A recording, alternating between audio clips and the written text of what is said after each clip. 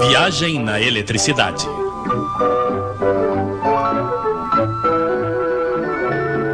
A eletricidade em movimento. Hoje, para variar, que tal falarmos de espaguetes, hein? Então vamos lá.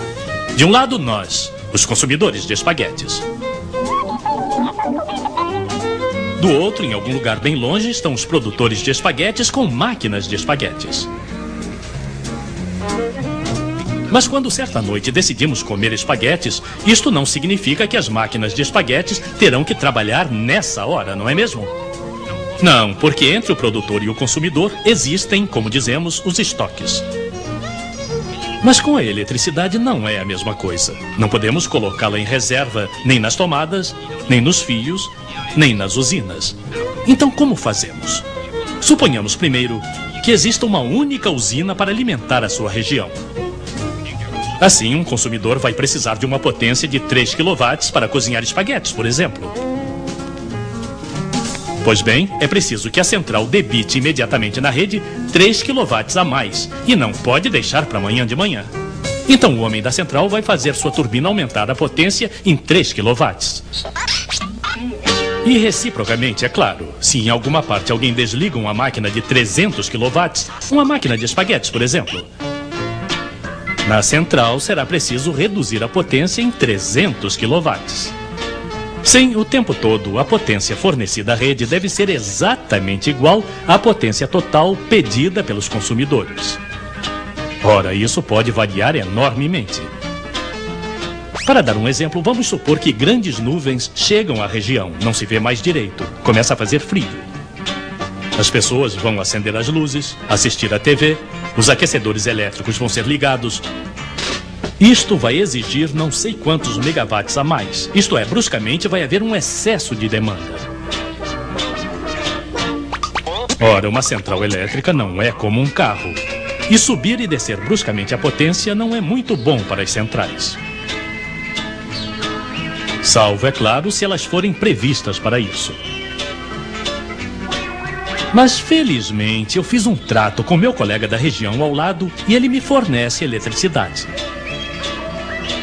Um pouco mais tarde, a nuvem chega até ele. Aí, é a minha vez de fornecer-lhe eletricidade. As nossas duas centrais são, como se diz, interligadas. E ao invés de termos dois excessos de demanda bruscas, temos algo bem melhor. Então, o que se faz com duas centrais se pode fazer ao nível do país inteiro. Muitas centrais, uma rede de interligações que coloca em comum a produção de todas elas. Mas não podemos pedir aos homens de todas as centrais que passem seu tempo se telefonando para ficarem sincronizados. Não, há outros homens que se ocupam apenas disso.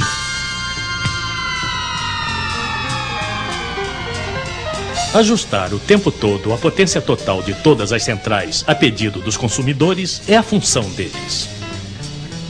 Eles fizeram previsões e sabem que ao longo do dia vai ser preciso fornecer uma potência mínima de tantos milhões de quilowatts.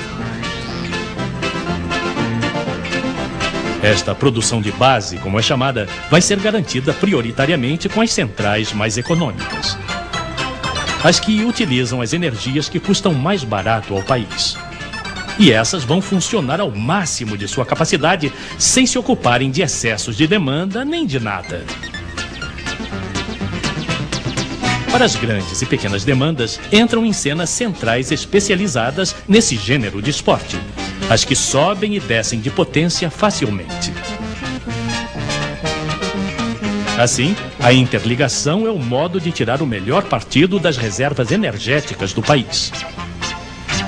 Desse modo, graças à interligação, o país inteiro pode vir em auxílio de uma região que, de repente, tem necessidade de um suplemento de eletricidade. Não, a energia elétrica não pode ser estocada como a água ou como os espaguetes. Mas, em compensação, pode ser transportada de um lado ao outro do país na velocidade da luz, coisa que não se pode fazer com os espaguetes.